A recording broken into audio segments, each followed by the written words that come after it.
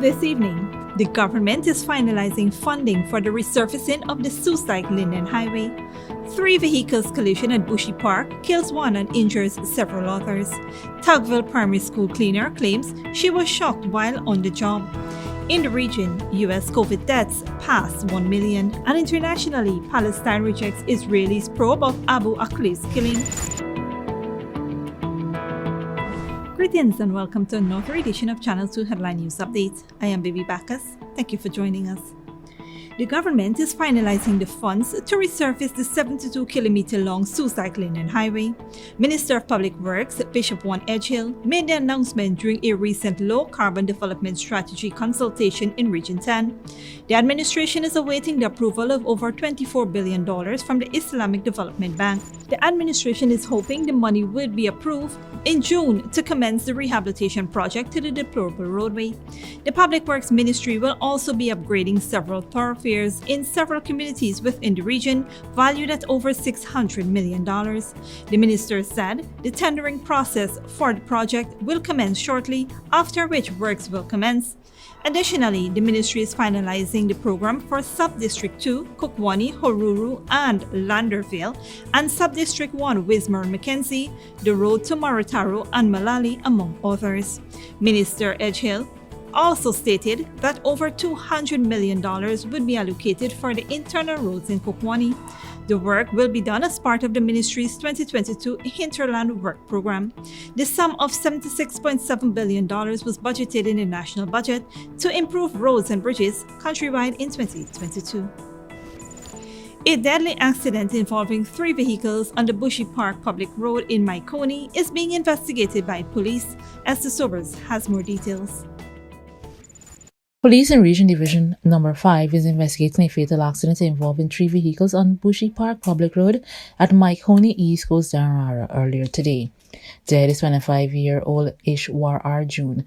Inquiries revealed that around 7:40 a.m., motor car PCC 5219, driven by the deceased Arjun, was proceeding east along Bushy Park Public Road. Motor GPJJ 8723, driven by 19-year-old Jatan Suklal, was proceeding in the same direction behind the motor car and subsequently collided with the rear of the motor car, causing the driver of the car to lose control and end up on the southern side of the road. In the process, it collided with higher car HG2859, driven by 26-year-old Kevin Baggott, proceeding west along the southern side of the road. As a result of the collision, the driver of the higher car, his reputed wife, and Arjun received injuries on their bodies. They were all picked up and transported to the Maikoni Public Hospital, where they were seen and examined by a doctor on duty who pronounced Arjun dead on arrival. The driver of the higher car and his reputed wife are both in an unconscious state and receiving medical attention at the Maikoni Public Hospital. The driver of motorcar Jeep was given a breathalyzer test which recorded 0 micrograms of alcohol. He is in custody and is assisting with ongoing investigations. For Channel 2 Headline News, Esther Sobers. Thanks, Esther. 48-year-old Jim Walker of Warramdong Village, Upper Mazaruni River, Region 7, was remanded to prison when he appeared at the Georgetown Magistrates Court on Wednesday, May 11, to answer to the charge of sexual activity with a minor. Walker appeared before Magistrate Delon Bess, where the charge was read to him. He was not required to plead to the charge and was remanded to prison until June 13, 2022. The matter will be transferred to the Kamarang Magistrates Court. The 48-year-old man is accused of committing the act on a 16-year-old female of Region 7 on April 30, 2022. Stick around after the break. Tucville primary school cleaner is claiming that she was electrically shocked and $35 million were provided to 14 local Democratic councils in Region 3.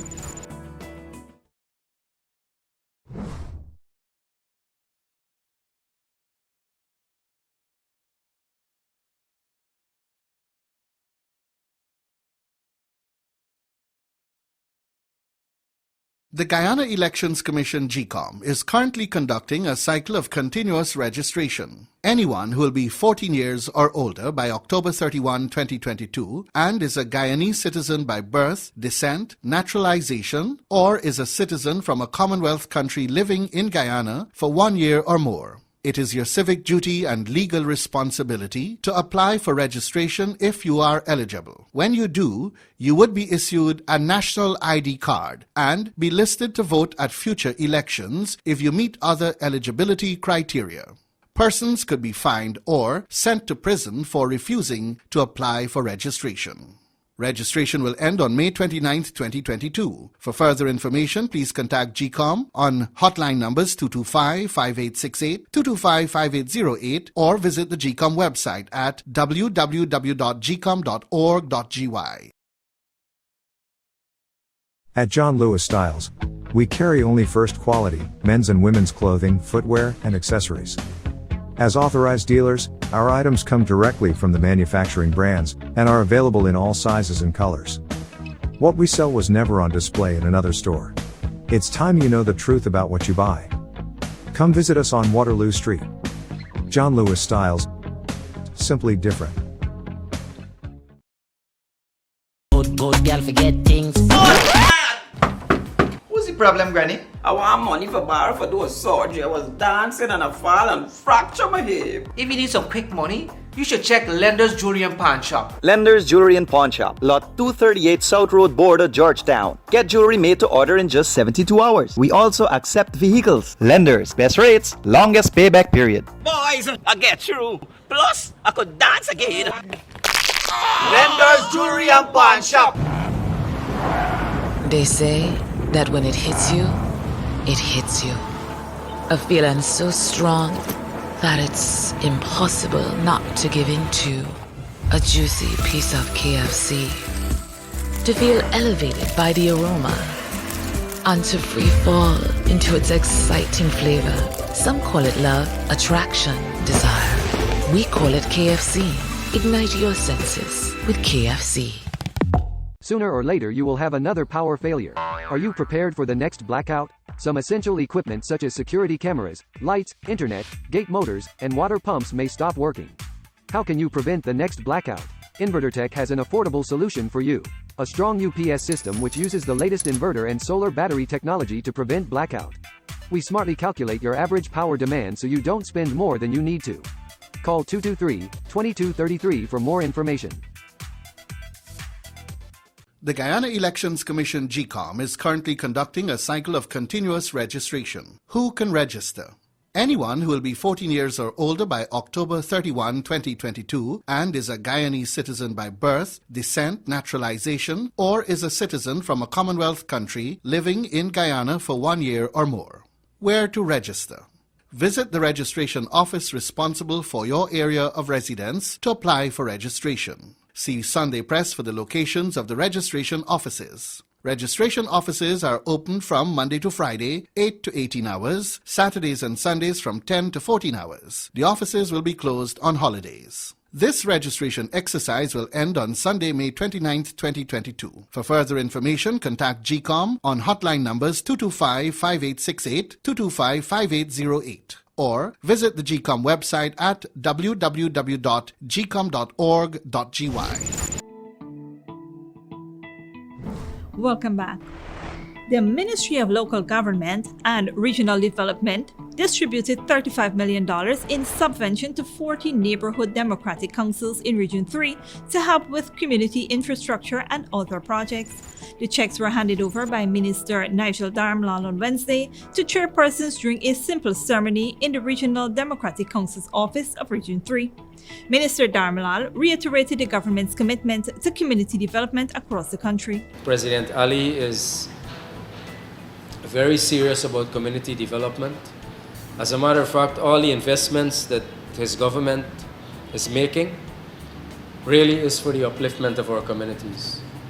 And even whilst we are building these superhighways, we also have to fix the little problems that people have. We would like to work with you to make sure that we are able to work with everyone in all of our communities. The chairperson of LaGrange NDC, Anjanina Ryan, said the money will be used to upgrade infrastructure in her community. It's very welcoming that we would have received our subvention 50% today. It is timely and we do intend to get our work started as soon as possible. Listening to the minister's speech, there are some changes in mind which we will make representation for, and we are going to do that as early as possible so that we can venture out in distributing our subvention across the NDC equally. So for example, there is a bridge that the school children in Lagrange going over to Baggotsville is in a very bad state, and one such change will be to facilitate the upgrading of that bridge. Several other chairpersons also expressed their appreciation for the timely subventure. As the chairman, we have been doing work, but the guidance he has given us today will probably lead us in a better direction in terms of what we are supposed to deliver. And with the subvention we have collected today, we have a program to carry out. We have in the canals Pola and see some, if I can say in quote, mud roads. So we're going to use part of that to fix them for the rainy season. We will also use some to buy some street lights as we had planned to further enhance the catchment area of the NDC. I'm very happy to receive this check because we proposed and we planned over a year now that what we're going to do. And the council has planned to do a street for the Rod Street, and we will continue to do that. We will not change our project. Each NDC received some $2.5 million, their first subvention for the first quarter of the year. The saga of electricity problems at the Tucville Primary and Secondary School continues, as the service informs us in this report of another individual who was supposedly shocked while in the primary section of the school. Here is more. As several reports continue to pour in about the unsafe environment of the Tucville Secondary Primary School, another person has been electrically shocked while cleaning at the institution. According to reports, this is the second individual to be allegedly electrically shocked on the school grounds. Tessa Williams, the school cleaner, spoke to Headline News about what happened. Yesterday when I about to map, why showing how the water drop on my feet and the current run straight up. My feet down into my shoulders, into my hand. And then I applied to call the deputy and I wasn't getting internet. And when the people see her husband on the veranda, and I said calling is going to sound like lawlessness. And when the security come in, I call her and tell her. And then I start to proceed telling different teachers. Yeah, that was it. Basically, what did the school do? Did you seek medical attention? The school never do nothing. Mr. Peters and this other guy took me to the doctor yesterday. And I get medical attention. Last week, teachers at Tucville Primary School staged a protest in response to the concerns that the school was hazardous for teaching. The ministry was informed about the school being unsafe. Nonetheless, the grade 6 students had returned to school to write the mock exam. But due to the incident yesterday, the students were relocated to Enterprise Primary School to complete their exams. Mrs. Williams has been working at the school for the past 3 years. The woman said that after reporting the incident, many individuals at the school doubted her story, as she had not heard from any official from the Ministry of Education. I heard teachers and children get shocked. But yesterday, I proved it real. And the same I lie at Bigamon. So what are your next actions? Seeing that you're shocked, are you going to return to work? What is going to happen next?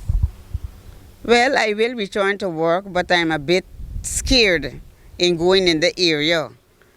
I said I wasn't going back to work, but Mr. Peters tell me don't let things frighten me. And I was going into the ministry to Miss Fremont to let her know. But they said they would do what I have to do. President of the Tucville PTA, Royson Peters, also spoke to our newscast. According to the PTA president, the Guyana Fire Service had recommended over 33 proposals to the Ministry of Education to address the electrical problems. The ministry was informed. As far as I know, nothing substantial was done in relation to that incident. I don't even think that as yet anybody from the ministry or anywhere has called the woman to ask her anything about the situation. I think the only persons who have been demonstrating some concern might be the head and deputy of the school, and by virtue the PTA. and their alumni.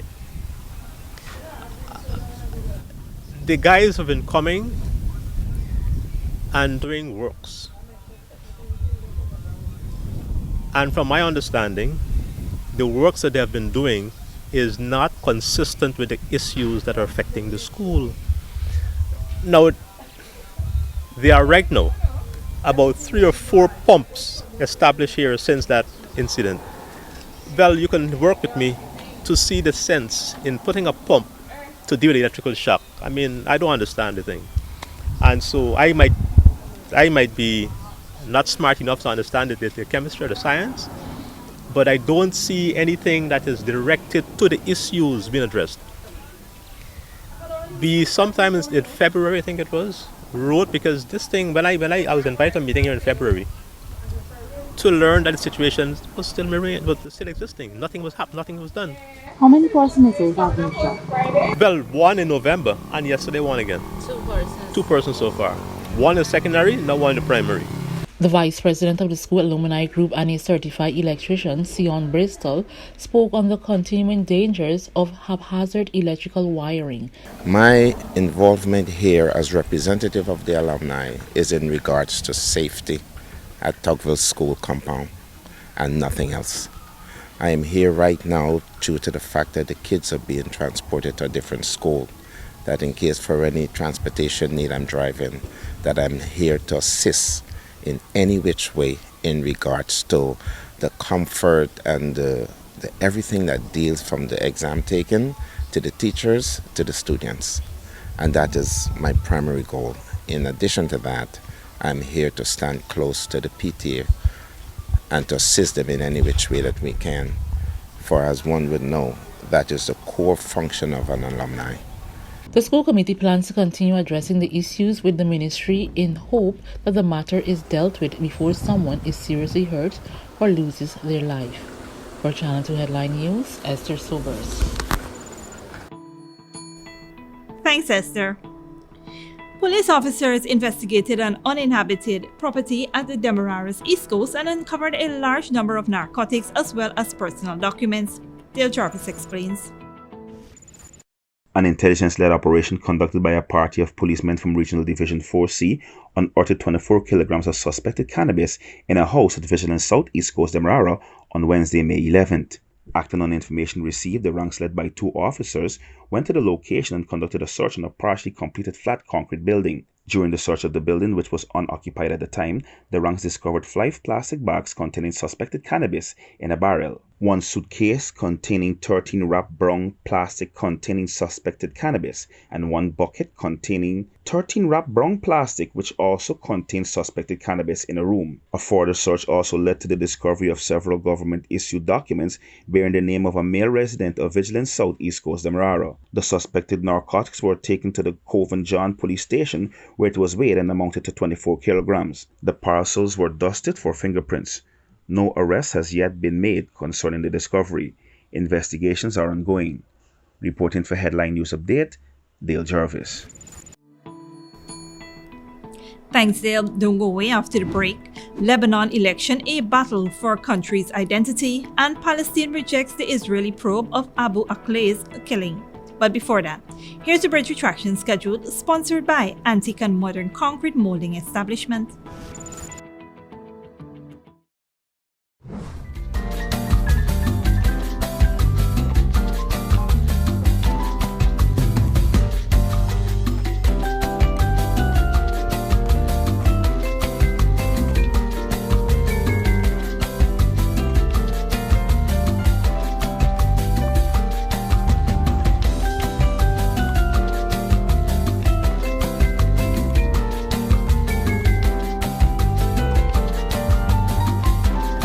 In a world filled with copycats and ever-changing trends, make your property stand out with unique concrete moldings. Different, exquisite designs carefully handcrafted to suit your style, with various customizable and antique and modern designs made at our factory. Antique and Modern Molding Establishment.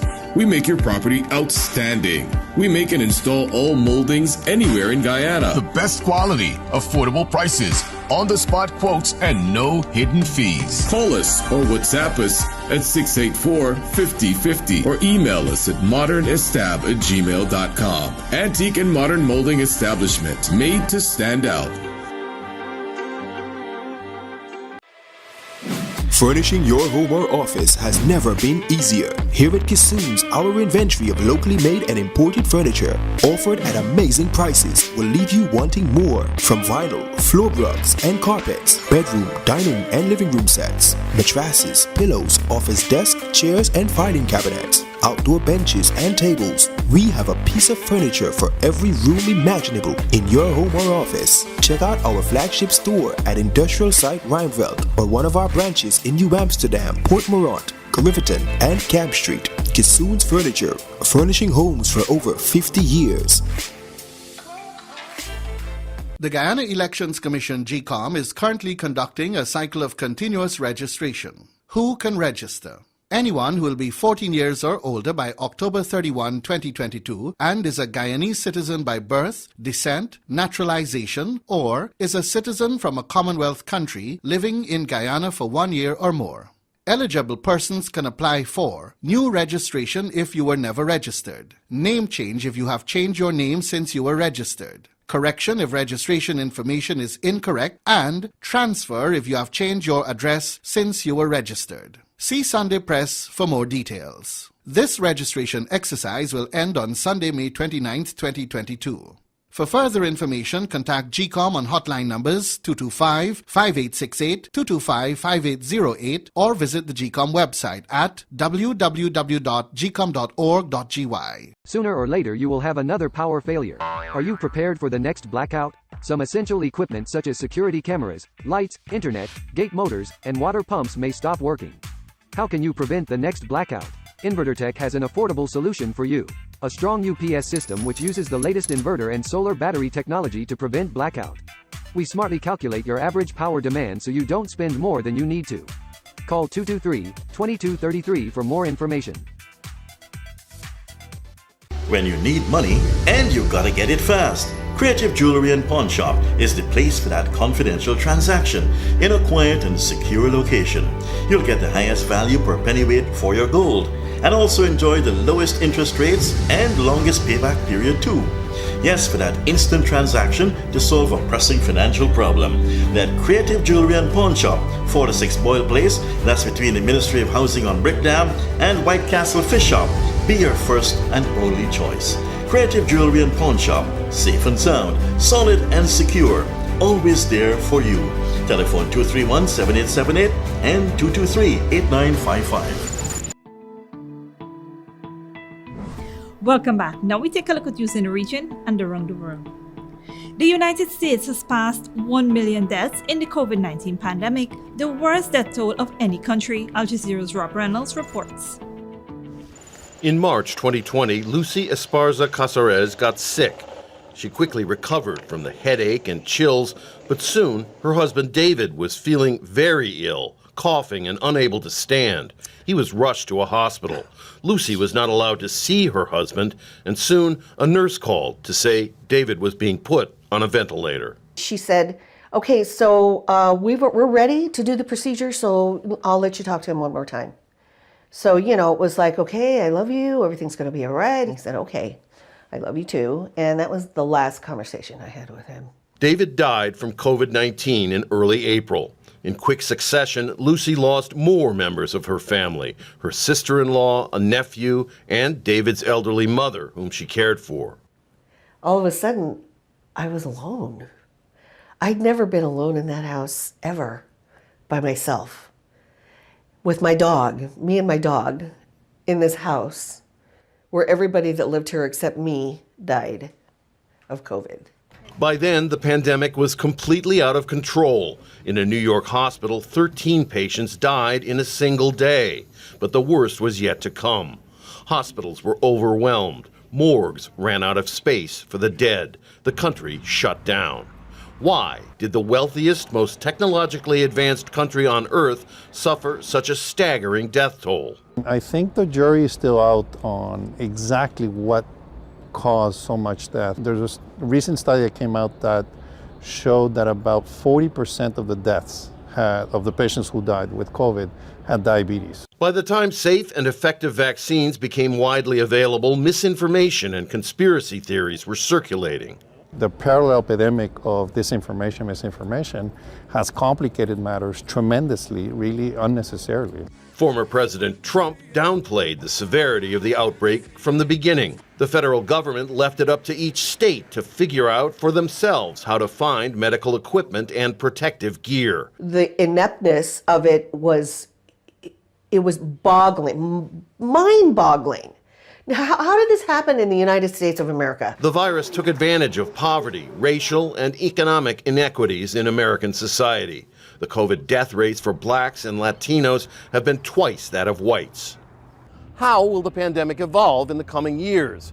Predicting the virus's behavior is notoriously difficult, but doctors are sure of one thing: COVID isn't finished with us yet. Its penetration has been such that it will be around us for forever. It's not going to go away. 1 million dead and counting. Rob Reynolds, Al Jazeera, Los Angeles. Internationally, Hezbollah and its allies are trying to retain their majority in parliament.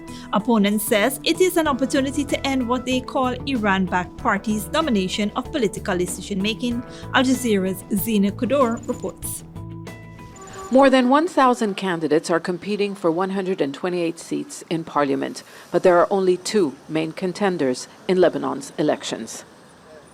Iran wants its local ally Hezbollah to keep its political power, while Saudi Arabia, once this country's main partner, is hoping to shift the balance back in its favor.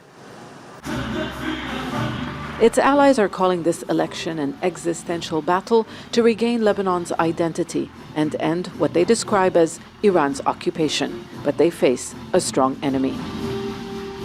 What you are going to see as an outcome of this election probably is that you're going to see Hezbollah, an ally, forming a very big parliamentary alliance, while the opposition to Hezbollah very fragmented. Forces opposing Hezbollah are many, but they are not united. Divisions among Muslim Sunni politicians hasn't helped.